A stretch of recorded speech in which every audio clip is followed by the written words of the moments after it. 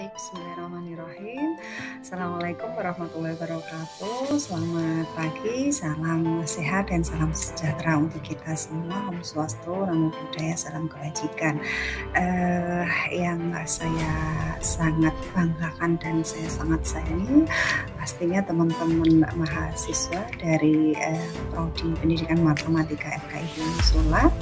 Kembali lagi, Bu Nila akan sedikit sharing session terkait dengan bagaimana penyusunan modul ajar. Semoga agenda pada sesi hari ini dapat bermanfaat di dalam membekali saudara untuk nantinya akan terjun ke lapangan, baik itu dalam sesi asistensi mengajar di Al-Bahjah Cirebon maupun di prosesi kampus mengajar ya, sesuai dengan wilayah plotting teman-teman semua.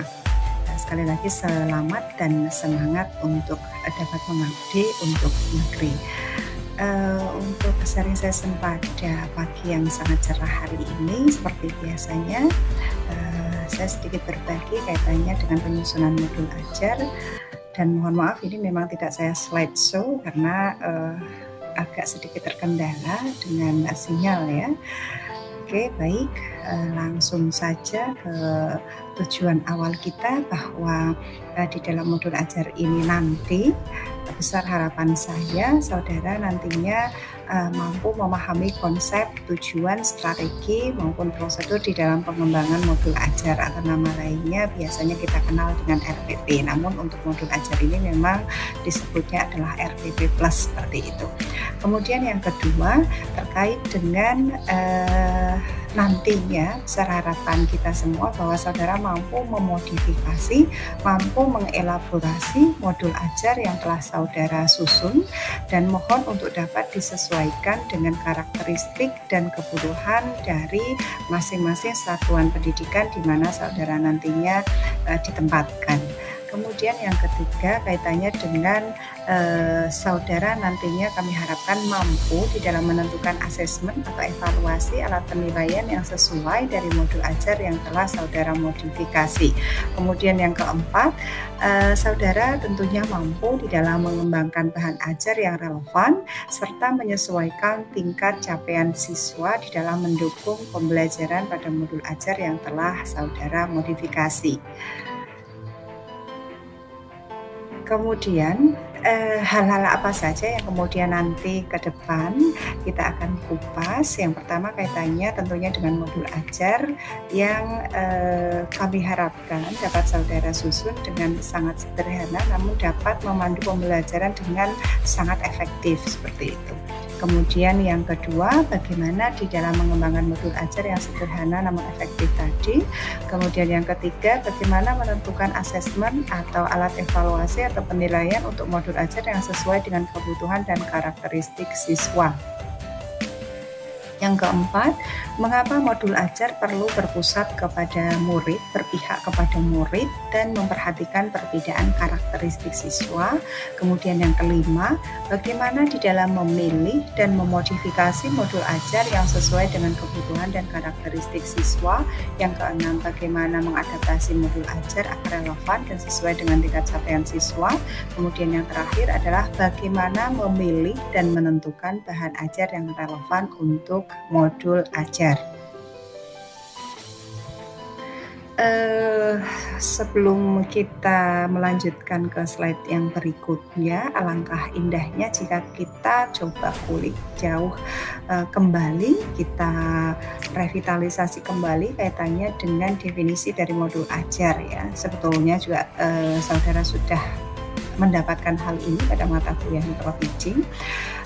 Modul ajar ini merupakan salah satu perangkat ajar yang pastinya nanti saudara rencanakan, saudara susun, saudara buat di dalam proses kegiatan belajar mengajar. Nah, modul ajar ini seperti tadi di awal saya sampaikan adalah merupakan RPP Plus ya, artinya RPP yang disusun memiliki komponen-komponen yang jauh lebih lengkap lagi dibandingkan dengan RPP yang sudah sebelumnya mungkin saudara sudah pernah susun, seperti itu. Kemudian modul ajar ini adalah sebuah dokumen yang berisi tujuan, langkah dan media pembelajaran serta asesmen yang dibutuhkan di dalam satu unit atau topik berdasarkan alur tujuan pembelajaran. Karena di dalam kurikulum Merdeka ini sebetulnya tagihan bagi seorang guru, bagi calon guru ini sangatlah ringan karena hanya diminta untuk dapat kemudian mengelaborasi, memodifikasi CP, capaian pembelajaran, dan menyusun alur tujuan pembelajaran, serta menyusun modul ajar tentunya. Jadi hanya 2 sebetulnya ya, karena kalau untuk CP, capaian pembelajaran, sudah terdistribusi dari pusat. Dalam hal ini adalah dari Kemendikbud Ristek, seperti itu. Jadi hanya cukup 2 untuk dapat menyusun alur tujuan pembelajaran dan modul ajar tadi, seperti itu. Kemudian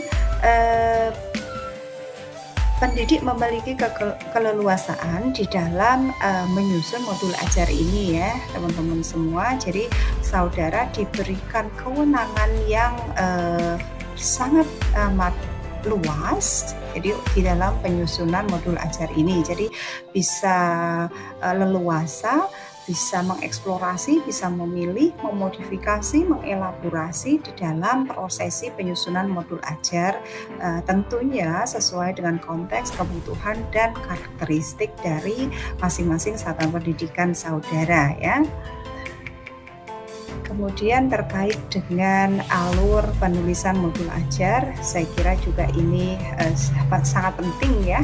Perlu saudara semua ketahui bahwa di dalam penyusunan modul ajar ini merupakan yang pertama kita pastinya ketahui bahwa sebelum modul ajar tersebut disusun, yang pertama dan utama yang perlu kita semua sudah harus pegang, kita semua harus ketahui adalah KOSP, kurikulum operasional satuan pendidikan, sudah disusun dari masing-masing satuan pendidikan. Nah, dari KOSP tersebut kemudian digulirkanlah apa itu TP atau tujuan pembelajaran. Nah, dari tujuan pembelajaran ini kemudian dijabarkan kompetensi-kompetensi hal-hal yang akan dicapai pada masing-masing satuan pendidikan yang tentunya berpihak kepada peserta didik, berpihak kepada murid di dalam kegiatan pembelajaran. Nah, dari TP tersebut, tujuan pembelajaran tersebut juga di breakdown menjadi alur tujuan pembelajaran atau yang dulu kita kenal dengan istilah silabus gitu ya. Jadi ATP atau alur tujuan pembelajaran ini merupakan rangkaian tujuan pembelajaran yang tersusun secara sistematis dan logis menurut urutan pembelajaran sedari awal hingga akhir suatu fase. Jadi ATP disusun dari awal fase, katakanlah untuk di jenjang sekolah dasar berarti di fase A itu dari awal hingga akhir, nanti kemudian disusunlah lagi ATP untuk yang fase B dan seterusnya seperti itu. Nah, dari breakdown TP dan ATP ini nantinya saudara akan susun MA atau modul ajar atau RPP Plus tadi. Nah, ini merupakan contoh alur penyusunan modul ajar pada mapel pada mata pelajaran bahasa Indonesia. Di sini terlihat bahwa seluruh ya, saya kira seluruh apapun itu mata pelajarannya, karena lintas mapel tujuan akhirnya pastinya nanti adalah profil pelajar Pancasila di dalam implementasi kurikulum Merdeka, yaitu tercapainya ke-6 indikator yang ada di dalam profil pelajar Pancasila ini ya, seperti beriman dan bertakwa kepada Tuhan Yang Maha Esa dan berakhlak mulia, bernalar kritis, kemudian juga kreatif, mandiri, bergotong royong, berkebinekaan global. 6 indikator ini pastinya harus menjadi finally atau tujuan akhir kita semua di dalam prosesi kegiatan belajar mengajar nantinya. Kemudian output dari materi sebelumnya ini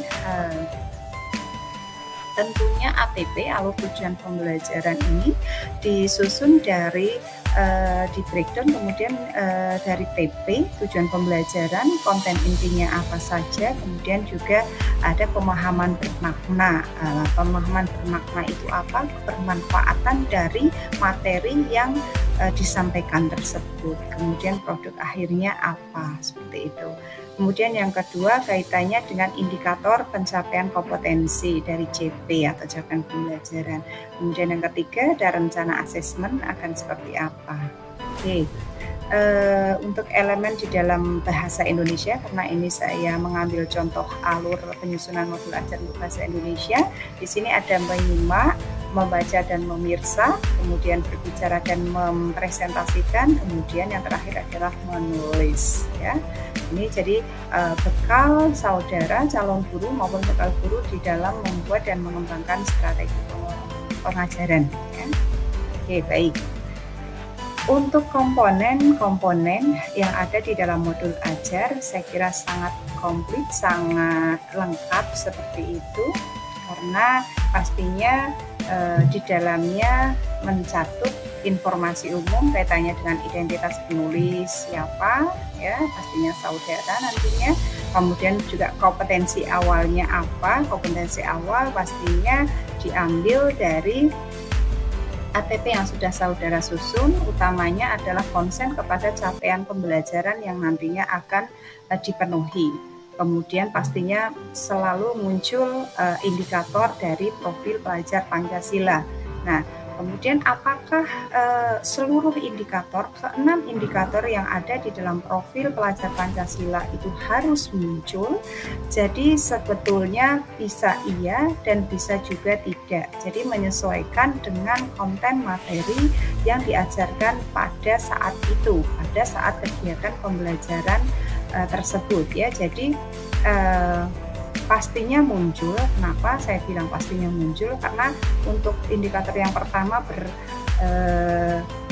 iman dan bertakwa kepada Tuhan Yang Maha Esa dan berakhlak mulia, pastinya selalu itu ditanamkan kepada para siswa seperti itu. Entah apapun itu mata pelajarannya, lintas mata apapun pasti akan muncul seperti itu. Jadi tidak harus keenamnya muncul indikator profil pelajar Pancasila di dalam menyusun satu modul ajar untuk satu kali tatap muka, namun seyogyanya ya harus muncul beberapa indikator untuk profil pelajar Pancasila ini. Kemudian sarana dan prasarananya apa saja, target peserta didiknya, ini yang dimaksudkan adalah target di dalam satu klasikal tersebut. Apakah kemudian satu kelas terdiri dari 30 siswa dan sebagainya. Kemudian juga dicatut di informasi umum adalah model pembelajarannya. Tak lupa pula pastinya sudah tersampaikan juga materinya apa dan alokasi waktunya. Katakanlah untuk satu kali tatap muka, satu kali pertemuan, misal untuk di jenjang SD berarti ada 2 kali 30 menit, 35 menit, misal demikian. Nah, kemudian untuk konten-konten atau komponen yang ada di komponen inti itu yang pertama adalah tujuan pembelajaran. Ini adalah breakdown dari CP yang sudah digulirkan dari pusat. Kemudian juga asesmennya pastinya bahwa di dalam implementasi kurikulum Merdeka senantiasa kita berbasis proses ya. Artinya warnanya nanti bukanlah hasil akhir dari apakah itu PAT atau PTS saja, penilaian tengah semester atau penilaian akhir semester saja, namun by proses, setiap prosesnya itu pastinya dinilai. Nah, asesmen ini bisa jadi muncul adalah asesmen diagnostik atau asesmen formatif, dan ketika di akhir misal saja bisa jadi asesmen sumatif yang berupa PTS maupun PAT tadi. Kemudian juga muncul pemahaman bermakna. Apa itu pemahaman bermakna? Di dalam modul ajar ini merupakan kebermanfaatan atau manfaat dari materi yang kita ajarkan pada satu kali pertemuan tersebut bagi para siswa dan bagi masyarakat pada umumnya, seperti itu. Kemudian pertanyaan pemantik ini juga muncul di dalam menyusun MA, jadi disebut lengkap karena memang ada pemahaman bermakna, ada pertanyaan pemantik dan refleksi. Refleksi ini pun nanti adalah tidak hanya bagi peserta didik, namun juga refleksi bagi Bapak Ibu guru yang mengampu mata pelajaran di kelas tersebut.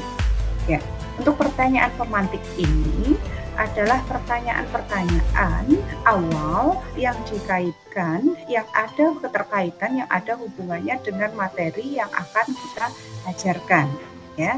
Kemudian kegiatan pembelajaran, saya kira ini juga sudah sering saudara kerjakan, sudah sering saudara susun, yaitu kaitannya dengan pendahuluan, kegiatan inti maupun penutup.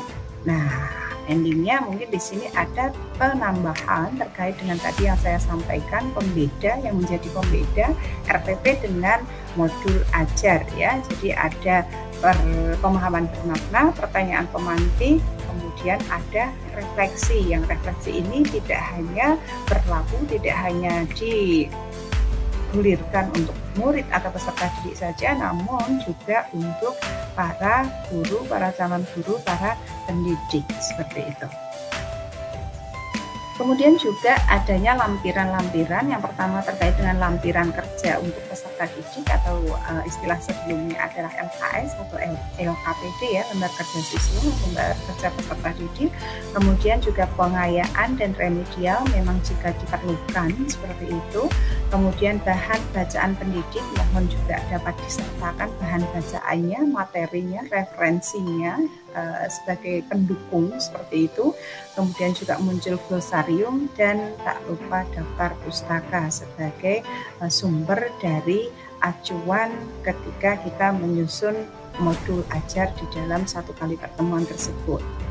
Nah, struktur modul ajar tersebut bukan merupakan struktur wajib, ya teman-teman semua, para mahasiswa yang semuanya harus dilakukan di dalam modul ajar yang saudara buat atau saudara modifikasi.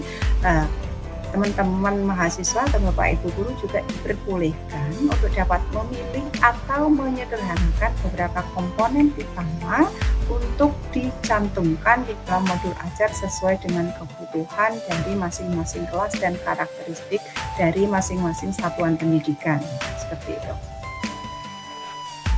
Untuk komponen modul ajar wajib ini alur tujuan pembelajaran menjadi satu moda utama, menjadi sebuah dasar bagi pendidik di dalam menyusun perencanaan pembelajaran atau modul ajar ini, ya. Jadi ATP, breakdown ATP itu dari CP, capaian pembelajaran, kemudian di breakdown ke ATP, barulah kemudian disusun MA atau modul ajar ini. Jadi pendidik, saudara calon pendidik, calon guru memiliki keleluasaan, sekali lagi kebebasan, keleluasaan di dalam mengembangkan modul ajar sendiri, memilih dan memodifikasi serta mengelaborasi modul ajar yang tersedia sesuai dengan konteks, kebutuhan, dan karakteristik siswa atau karakteristik dari sekolah satuan pendidikan masing-masing. Secara umum bahwa modul ajar ini memiliki 3 komponen utama, ini yang menjadi poin penting, yaitu yang pertama pastinya adalah TP, tujuan pembelajaran, yang kedua langkah-langkah pembelajaran atau kegiatan pembelajaran, kemudian yang ketiga adalah asesmen pembelajaran. Nah, pendidik diperbolehkan apabila ingin mengembangkan modul ajar dengan komponen-komponen tambahan di luar komponen wajib ini, ya. Jadi diberikan keleluasaan tadi, ya, untuk kemudian mengejawantahkan, mengembangkan modul ajar ini. Untuk acuan teknik memodifikasi modul ajar, yang pertama menetapkan tujuan belajar berdasarkan CP, capaian pembelajaran, dan ATP, alur tujuan pembelajaran sesuai karakteristik murid, kurikulum, dan profil pelajar Pancasila. Kemudian yang kedua, menyusun desain pembelajaran, melaksanakan dan merefleksikan kegiatan pembelajaran yang efektif. Yang ketiga, proses pembelajaran mendukung perkembangan kompetensi dan karakter peserta didik secara holistik, secara menyeluruh. Yang keempat, pembelajaran yang dirancang sesuai konteks, lingkungan, dan budaya peserta didik serta melibatkan orang tua dan masyarakat sebagai mitra. Jadi pembelajaran untuk desain pembelajaran untuk MA ini seyogianya adalah juga ada kontribusi pelibatan orang tua atau pemangku kepentingan sebagai mitra. Kemudian yang kelima, pembelajaran berorientasi pada masa depan yang berkelanjutan. Ada hal-hal juga yang perlu saudara perhatikan, yang perlu menjadi highlight bagi kita semua di dalam memilih modul ajar untuk dapat kemudian dielaborasi atau dimodifikasi. Yang pertama, tentunya apakah kemudian selaras sejalan dengan rencana yang sudah dibuat saat penyusunan APP di masing-masing satuan pendidikan. Kemudian yang kedua, apakah cocok dengan kondisi dan karakteristik murid yang ada di satuan pendidikan saudara. Yang ketiga, apakah sarana dan prasarananya tersedia di sekolah. Nah, yang keempat, adakah yang perlu atau bisa dimodifikasi. Contoh modifikasi modul ajar ini silahkan nanti dapat memilih modul ajar lengkap sesuai dengan jenjang yang diinginkan yang tersedia pada link berikut ya. Nanti banyak sekali contoh dari seluruh jenjang karena untuk implementasi kurikulum Merdeka ini dari fase pondasi yaitu fase dasar, fase PAUD, pendidikan anak usia dini, SD, SMP, sampai dengan SMA atau sederajat. Jadi pemilihannya sangat komplit, sangat lengkap di link tersebut karena sudah ada semua contoh-contoh yang bisa kemudian dimodifikasi oleh saudara. Contoh yang dilampirkan tersebut bukan merupakan contoh baku ya. Yang perlu menjadi highlight saudara sekalian, sekali lagi, bahwa contoh yang ada di link tersebut bukan merupakan contoh baku. Jadi, saudara masih diizinkan, sangat diperbolehkan untuk kemudian menyusun, memodifikasi, mengelaborasi modul ajar tersebut sekali lagi sesuai dengan karakteristik, konteks, dan kebutuhan kelas di masing-masing satuan pendidikan.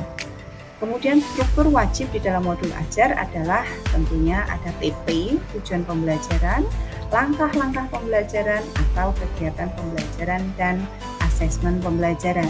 Nah, sekali lagi, saudara diperbolehkan apabila ingin menambahkan komponen-komponen lain yang tentunya relevan dan mendukung.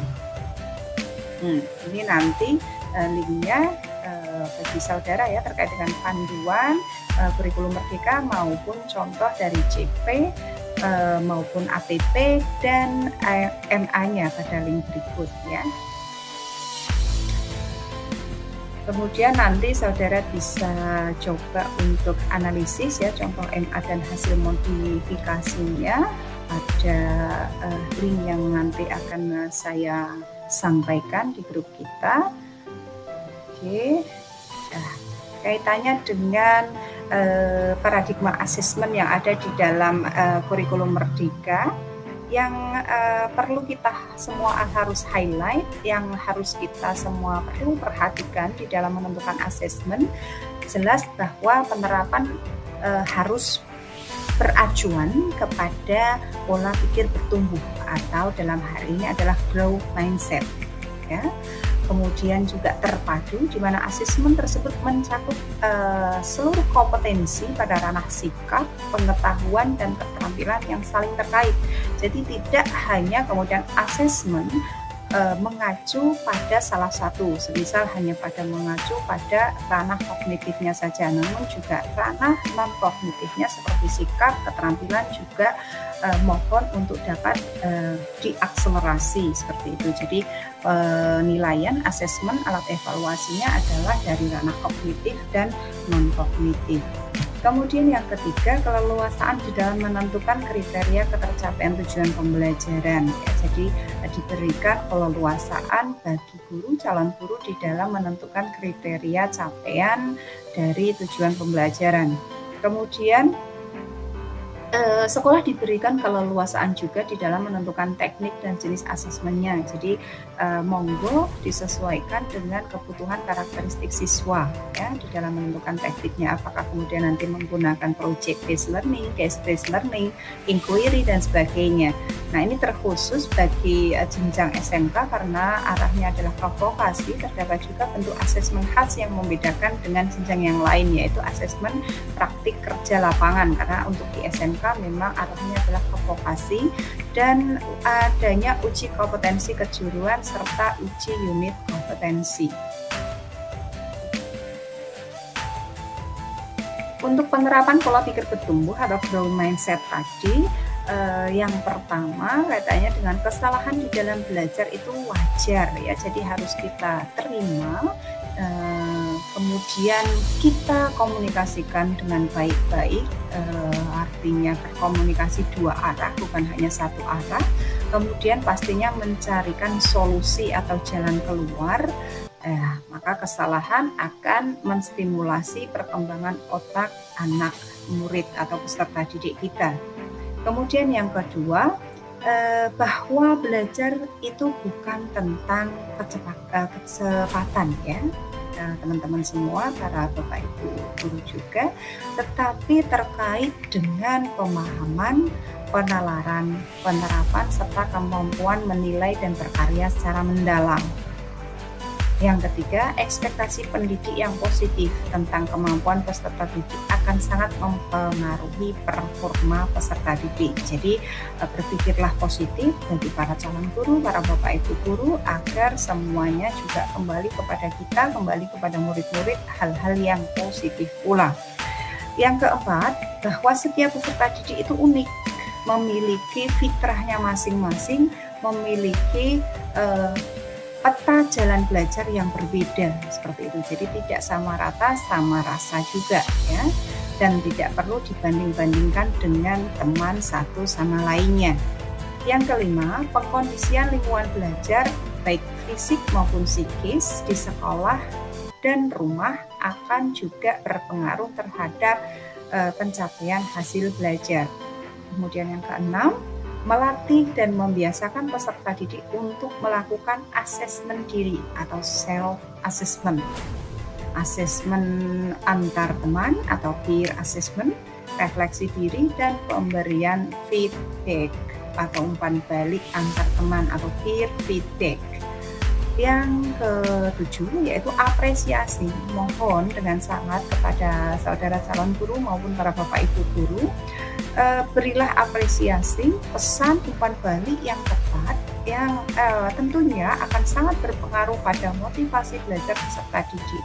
Pemberian feedback, apresiasi, umpan balik ini dilakukan dengan mendeskripsikan usaha terbaik untuk menstimulasi pola pikir bertumbuh, memotivasi peserta didik, dan membangun kesadaran pemangku kepentingan bahwa pencapaian tujuan pembelajaran lebih diutamakan dibandingkan dengan hasil akhir. Jadi prosesnya itu jauh lebih gold moment, jauh sangat penting dibandingkan dengan hanya hasil UAS atau PTS saja seperti itu ya.